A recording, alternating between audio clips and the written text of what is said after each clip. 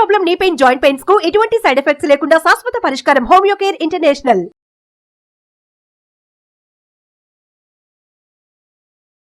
ధనుస్సు రాశి 2025వ సంవత్సరంలో ధనుస్సు రాశి వారికి ఆదాయం 5, వ్యయం 3, రాజపూజ్యం 1, అవమానం 5. ఈ సంవత్సరం ధనుస్సు రాశి వారికి అర్ధాష్టమ శని ప్రారంభమవుతోంది. సమాజంలో విపరీతమైనటువంటి సమస్యలు, చెడ్డ పేరు, కుటుంబంలో సమస్యలు, పోలీసు కోర్టు కేసుల వల్ల సమస్యలు అయినప్పటికీ గెలుపు మీదే అవుతుంది. ఇతరులను ఆకట్టుకుంటారు, మీ చాతుర్యంతో ఇతరులను ఆకట్టుకుంటారు, మనోధైర్యం పెరుగుతుంది, సంఘంలో ఉన్నత స్థితి ఉంటుంది.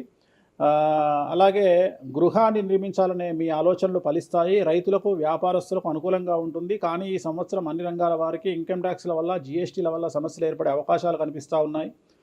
విద్యార్థులకు, ఉద్యోగస్తులకు, అవివాహితులకు అన్ని రకాలుగా అనుకూలత ఉంటుంది. మరీ ముఖ్యంగా స్త్రీలకు ఈ సంవత్సరం చాలా అనుకూలంగా ఉంటుంది. కొత్త వ్యాపారాలు ప్రారంభించే స్త్రీలకు ఈ సంవత్సరం విశేషించి రాజయోగం గోచరిస్తుంది.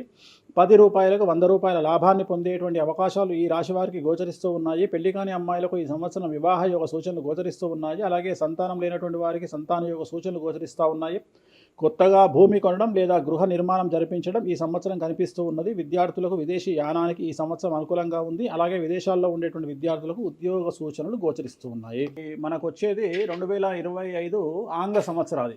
ఓకే, అంటే కొంతమంది విమర్శించారు 24 కదా, 24, 25 అదే 25 ఆంగ్ల సంవత్సరాది. అంటే మనం ఇంగ్లీష్ క్యాలెండర్ అంటే 25లో వచ్చేది 25 ఆంగ్ల 25 కదా, జనవరి 1 25. ఓకే, జనరల్ గా మనము అంటే మరి మీరు ఉగాది నుండి ఎందుకు చెప్పట్లేదు అంటే చాలా మంది ఉగాది వరకు కూడా ఆగట్లేదు, జనవరి 1 కూడా ఆగట్లేదు, డిసెంబర్ నుండి నవంబర్ నుండి అడుగుతా ఉన్నారు అందరూ. ఓకే, ఇప్పుడు క్లయింటెల్ నన్ను అడిగేవాళ్ళు ఏంటంటే గురూజీ ఇప్పుడే చెప్పేసేయండి మాకు, మేము జాగ్రత్తలు తీసుకుంటామని చెప్పి అడుగుతా ఉన్నారు.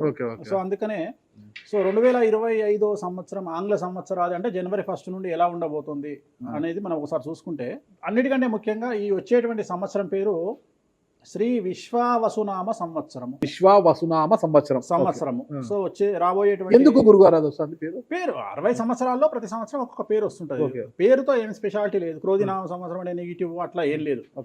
సంవత్సరాల్లో దీని పేరు విశ్వావసునామ సంవత్సరం. సో ఈ సంవత్సరానికి అధిపతి రాజు కాబట్టి, రవి కాబట్టి రాజు. సో రవి మనకు కమాండ్ చేస్తూ ఉన్నాడు కాబట్టి ఈ సంవత్సరం అతి ముఖ్యమైన విషయం ఏంటంటే రాజకీయంగా దేశవ్యాప్తంగా, రాష్ట్రాల వ్యాప్తంగా పెను సంచలనాలు నమోదవ్వడము ఈ సంవత్సరం 2025 సంవత్సరం లక్షణాలు. ఎందుకంటే రాజుల మధ్యన, రాష్ట్రాల మధ్యన గొడవలు, మరీ ముఖ్యంగా కొంతమంది ప్రముఖ రాజకీయ నాయకులకు మృత్యుగండము, అలాగే అన్ని రంగాలలోకి సెలబ్రిటీలు, సినిమా ఇండస్ట్రీ, రాజకీయము, బిజినెస్, ఎనీ ఇండస్ట్రీ, యువకులు, మరి ముఖ్యంగా మగవాళ్ళు, యువకులు 40 సంవత్సరాల వయసులోపు ఉండే వాళ్లకు కార్డియాక్ అరెస్ట్లు అనేటివి ఈ సంవత్సరం అతి ముఖ్యమైన విషయం. ఎందుకంటే ఆల్రెడీ మనం చూస్తున్నాం ఇప్పటికే, కానీ వాటి తీవ్రత పెరిగే అవకాశం ఉంది. కారణం ఏంటంటే రవి కమాండ్ చేస్తూ ఉన్నాడు కాబట్టి. రవి అంటే చర్మము, హార్ట్, కళ్ళు, ఎముకలు. సో కరోనా లాంటి అంత పెద్దది కాకపోయినా ఒక సమస్య, ఒక వైరస్ మళ్ళీ ప్రపంచాన్ని బాధించే అవకాశం ఉంది. అది మరీ ముఖ్యంగా చర్మం మీద దాడి చేసే అవకాశం ఉంది. అంటే చర్మానికి సంబంధించినటువంటి ఒక సమస్యల బారిన పడి ఈ సంవత్సరము జనాలు వైరస్ బారిన పడే అవకాశం ఉంది మరీ ముఖ్యంగా. అలాగే ఇప్పుడు 40-50 ఇంచుమించు 40 సంవత్సరాల లోపు యువకులకు కార్డియాక్ అరెస్ట్లు అనేటువంటివి జరిగే అవకాశాలు కనిపిస్తూ ఉన్నాయి. అలాగే ఈ సంవత్సరం గుండెపోటు వల్ల మరణాల సంఖ్య చాలా ఎక్కువ. ఇదంతా 2025 జనవరి నుంచి ఎగ్జాక్ట్లీ. అలాగే ఈ సంవత్సరము ఎండల తీవ్రత చాలా ఎక్కువ, విపరీతమైనటువంటి ఎండలు ఉండే అవకాశం ఉంది. అలాగే ఈ సంవత్సరాలు ప్రపంచవ్యాప్తంగా అగ్నిపర్వతాల పేలుడు అనేటువంటిది ఈ సంవత్సరం గమనించాల్సినటువంటి విషయం. అలాగే ఈ సంవత్సరం మంచు పర్వతాలు కరగడం వల్ల వాతావరణంలో మార్పులు గమనించాల్సి ఉంటుంది ఈ సంవత్సరం. అలాగే అమెరికా దేశానికి విపరీతమైనటువంటి గాలి తుఫానులు, వరదలు ఈ సంవత్సరం కనిపిస్తూ ఉన్నాయి. అలాగే 1-2 దేశాల మధ్యన యుద్ధ వాతావరణం ఖచ్చితంగా ఉండి తీరుతుంది, లేదా యుద్ధం జరుగుతున్నాయి కదా, అది ఇంకా పెరుగుతుంది. ఇప్పుడు ఉన్నదానికంటే తీవ్రత పెరుగుతుంది అనేది. అలాగే మనకు 2025 సంవత్సరంలో సెప్టెంబర్ 7వ తేదీ 2025 సంవత్సరం ఆదివారం రాహుగ్రస్త సంపూర్ణ చంద్రగ్రహణం ఏర్పడుతుంది. ఇది కుంభరాశికి వ్యతిరేకమైన ఫలితాలు ఇస్తుంది. అలాగే వచ్చే సంవత్సరం అంటే 2025 సంవత్సరంలో మే 9వ తేదీ నుండి సరస్వతి నదికి పుష్కరాలు అనేటువంటివి ఏర్పడతా ఉన్నాయి.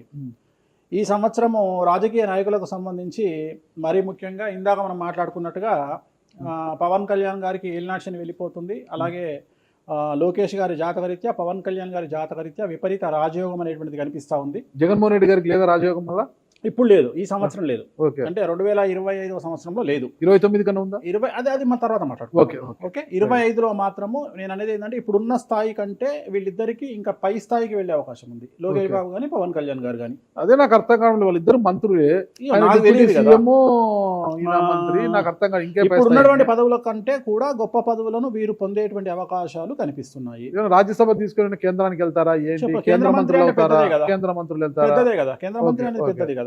సో అది ప్రభాస్ గారి జాతకంలో చాలా అనుకూలమైనటువంటి ఫలితాలు, శుభవార్తలు వినేటువంటి అవకాశాలు కనిపిస్తా ఉన్నాయి. అంటే వివాహం అవుతుందా? చెప్పలేము, ఎందుకంటే తులారాశి కాబట్టి వివాహం కావచ్చు. సో ఫ్యాన్స్ కి ఇది పండగనే, పెద్ద పండగనే. ఓకే సో ఇది ఓవరాల్ గా ఇంకా బేసిక్ డీటెయిల్స్. అట్లా ఎక్కువగా ఒక పూజ మాత్రం ఎక్కువగా చెప్పారు, చాలా మంది కూడా చెప్పారు. తిరునల్లార్ శనీశ్వర ఆలయం, శని ఎఫెక్ట్. ఓకే, ఎక్కువ మందికి తిరునల్లారు చెప్పిన అక్కడ ఎంత 450 రూపాయలు ఉంటుంది పూజ. అది తిరునల్లారు పాండిచ్చేరిలో ఉంటుంది, అక్కడికి వెళ్ళి పూజ చేసుకుంటే సరిపోతుంది. ఇది పేరును బట్టి ఈ రాశుల ప్రకారం ఇలా ఉంటుందని మీరు రాశారా, లేకపోతే వాళ్ళ డేట్ ఆఫ్ బర్త్ ప్రకారం? నక్షత్రం బట్టి, నక్షత్రాలు. నక్షత్రాలు వాళ్ళకి అర్థమైపోతుంది, వాళ్ళ నక్షత్రాన్ని బట్టి. అశ్విని నక్షత్రం మేషరాశి, భరణి నక్షత్రం మేషరాశి, పుష్యమి నక్షత్రం కర్కాటక రాశి. మీ రాశి నా రాశి ఒకటే. నా రాశి అయితే నాకు తెలియదు గురుగారు. మీది వృశ్చిక రాశి. మీది అదేనా? మరి ఎలా గురుగారు ఈ మధ్యన బాగానే ఉందంటారు? మనకు బాగుంది, ఇంకా మన రచ్చనే, ఇంకా రచ్చనే రచ్చనే. ఇక ఎట్లా రచ్చ? ఇంత వివాదాలు అవుతున్నాయి, ఏం కథ అసలు? ఇంకా లైఫ్ అన్నప్పుడు ఇప్పుడు రేవంత్ రెడ్డి ఉన్నాడు, రేవంత్ రెడ్డి ఎన్ని కష్టాలు అనుభవిస్తే సీఎం అయినాడు. అంటే ఇక కష్టం తర్వాత సుఖం రెడీగా ఉంటుంది. ఓకే, ఇప్పుడు కష్టపడ్డారు కాబట్టి మీకు సుఖం ఉంది అంటారు. మీకు కాదు, మళ్ళీ మీకు మనకు అందరికీ. ప్రతి మనిషి జీవితంలో పండ్లున్న చెట్టుకే రాయి దెబ్బలు, అంతేగాని పళ్ళు లేని చెట్టుని కూడా పట్టించుకుంటాడు. పళ్ళు ఉంటేనే దాన్ని రాయి చేస్తారు. అట్లనే మనం కూడా అంతే అండి. వేణుస్వామి అంటే పూజలకు పెట్టింది పేరు. పెద్ద పెద్ద రాజకీయ నాయకులకు, ముఖ్యమంత్రులకు, కేంద్ర మంత్రులకు, పెద్ద పెద్ద వాళ్ళకు కూడా, ఇక్కడ కాదు మీరు అబ్రాడ్స్ కూడా వెళ్ళి పూజలు చేసి వస్తున్నారు. చాలా కాస్ట్లీ స్వామి, చాలా గొప్ప పూజలు చేస్తుంటారు, అంత పవర్ఫుల్ పూజలు. అంటే ఇప్పుడు మీరు చేస్తున్న పూజల మహిమ వల్లనే మీ మీద ఇన్ని వివాదాలు వచ్చినా కూడా మీరు బయటపడగలుగుతున్నారు. 100% పర్ఫెక్ట్. ఇక దానికి ఆన్సరే లేదు. ఇక ఇప్పుడు మనం కొట్లాడాలంటే 10 రకాలు ఉంటాయి, మనం కొట్లాడతలేము. అందుకనే మనం ఒకటే, మన పూజల్ని మనం నమ్ముకుంటున్నాం అంతే, అమ్మవారిని నమ్ముకుంటున్నాం. ఇప్పుడు ఒక్కొక్క సమస్యకి ఒక్కొక్క అమ్మవారు పరిష్కరిస్తారు దశమహావిద్యల్లో. మనం అదే చేస్తున్నాం. ఇప్పుడు నేను ఒకటే మాట చెప్తా, కాంట్రవర్సీస్ వచ్చినాయి, మీరు అడిగినరు, ఎన్ని సమస్యలు వచ్చినాయి. జనాలు ఏం ఆలోచిస్తారంటే వేణుస్వామి ఈ సమస్య నుండి బయటపడతాడా, పడితే ఎలా పడతాడు. నేను ఒకటే అనుకుంటున్నా, ఇంతమందికి పూజలు చేసి వాళ్ళ సమస్యల నుండి బయటపడడానికి ప్రయత్నించే నేను, నాకు వచ్చిన సమస్యను కూడా అదే పూజల ద్వారా బయటపడడానికి ప్రయత్నం చేస్తున్నాను. వివాదాలు చుట్టుముడుతున్నాయి, సోషల్ మీడియాలో వైరల్ అవుతున్నాయి, ఉమెన్ కమిషన్ మీ మీద ఫిర్యాదులు చేశారు. ఇన్ని చేసినా కూడా ఎక్కడా మీకు ఉచ్చు బిగుసుకోవడం లేదు, బయటపడుతున్నారు. ఇది మీ పూజల మహిమనా, లేకపోతే ఏమన్నా బ్రైబ్ చేస్తున్నారా? అమ్మవార్లు ఇప్పుడు ఉదాహరణ, మనం తెలుగు రాష్ట్రాల్లో ఉంటాం, వెంకటేశ్వర వారు అంటే మనకు తెలుసు. ఇప్పుడు తమిళనాడులో పెరుమాళ్ అంటారు వెంకటేశ్వర స్వామిని. అదే నార్త్ ఇండియాకి వెళ్తే బాలాజీ అంటారు. వాళ్లకు బాలాజీ అంటే చాలా భయం. అలాగే మన రాష్ట్రంలో మనకు తెలిసిన వాళ్ళకి కామాఖ్యలో ఉండే అమ్మవారు అంటే భయం. కానీ తెలియని వాడికి భయం ఉండకపోవచ్చు, వాడు ఇష్టం వచ్చినట్టు కామెంట్ చేయొచ్చు అమ్మవారు. చాలా మందికి మీరంటే భయం అనుకుంటా, అంటే మనం చేసే పూజల వల్ల ఉండొచ్చు. ఓకే, నేను అనేది ఏంటంటే, నేను చేసే అదే ఇందాక మనం మాట్లాడుకున్నప్పుడు అదే చెప్తున్నా, వామాచారంలో పూజలు చేయాలంటే భయపడతారు. కారణం ఏమిటి అంటే ఖచ్చితంగా మందును ముట్టుకోవాలి, నాన్ వెజ్ను ముట్టుకోవాలి. దానికి వీళ్ళు చేసే పూజలు అడ్డుపడతాయి. అంటే వీళ్ళు సమాజంలో భయపడతారు కాబట్టి వీళ్ళు వాటి జోలికి పోరు. తాంత్రిక పూజలు లాగా ఉంటాయి మీరు చేసే. తాంత్రిక తంత్ర మార్గం అంటారు దాన్ని. శ్రీకాళహస్తిలో కాదు శ్రీకాళహస్తిలో రావుకేతు పూజ చేయించుకున్నారు కదా, తాంత్రిక పూజలే. అది నిమ్మకాయ పెడితే తంత్రమే, గుర్తుపెట్టుకోండి. నిమ్మకాయ ఎక్కడ పెట్టినా తంత్రమే. మిమ్మల్ని కాపాడుతోంది మీరు చేస్తున్న పూజల మహిమే. అంతే అంతే అంతే, వాళ్ళే చూసుకుంటారు. నేను అనే పాయింట్ ఏంటంటే, నేను ఒకటే చెప్తున్నానండి, తప్పు చేస్తే నన్ను అమ్మవారు సర్వనాశనం చేస్తుంది. ఓకే, అమ్మవారిని విమర్శిస్తే వాళ్ళ సంగతి అమ్మవారు చూసుకుంటది. అంతేనా? అంతే. ఇక నాకు అవసరం, నేను కొట్లాడను చెయ్యను, నాకు అనవసరం, నాకు లొల్లే వద్దు. నాకు నేను దేవుళ్ళని నమ్ముకున్నా, నా పని అదే. నాకు హిమాచల్ ప్రదేశ్ కామాఖ్య కాకపోతే, బాగాలముఖి కాకపోతే, తారాపీఠ పోతే, ఇప్పుడు మన తారాపీఠ పోయి వచ్చిన. చాలా మందికి తెలియదు, తారాపీఠ అని కలకత్తా నుండి 300 కిలోమీటర్లు ఉంటుంది. మీరు కావాలంటే గూగుల్ చేయొచ్చు. తారాపీఠ అని అమ్మవారు అండి. ప్రతిరోజు శ్మశానంలో ఉంటుంది అమ్మవారు, ఒరిజినల్ శ్మశానంలో ఉంటుంది. ప్రతిరోజు అమ్మవారికి ప్రసాదం అంటే డెడ్ బాడీ దహనం అయినాకనే అమ్మవారికి నైవేద్యం పెడతారు. అంత పెద్ద ప్రసిద్ధమైనటువంటి దేవాలయం. అమ్మవారు శివుడికి పాలిస్తూ ఉంటుంది. తారాపీఠ అంటారు దాన్ని. శ్మశానంలో ఉంటుంది. ఆమె జనరల్గా ఎవరైనా సరే ఎందుకు పూజ చేస్తారు ఆమెనంటే, జీవితంలో మనం వెళ్తూ ఉన్న సందర్భంలో సడన్గా స్టక్ అయినామనుకోండి, బౌన్స్ బ్యాక్ అవ్వడానికి పనిచేస్తుంది. అంటే ఉదాహరణ, ఒక ముఖ్యమంత్రి స్థాయి వ్యక్తి ఓడిపోయినప్పుడు, ఒక మంత్రి పోయినప్పుడు, ఒక ఐఏఎస్ సడన్గా తన జాబ్లో డిస్టర్బెన్స్ వచ్చినప్పుడు, ఐపీఎస్ డిస్టర్బెన్స్ వచ్చినప్పుడు ఈ పూజ కనుక అమ్మవారిని దర్శించుకుంటే ఒక్కసారి మళ్ళీ వాళ్ళు బౌన్స్ బ్యాక్ అవుతారు.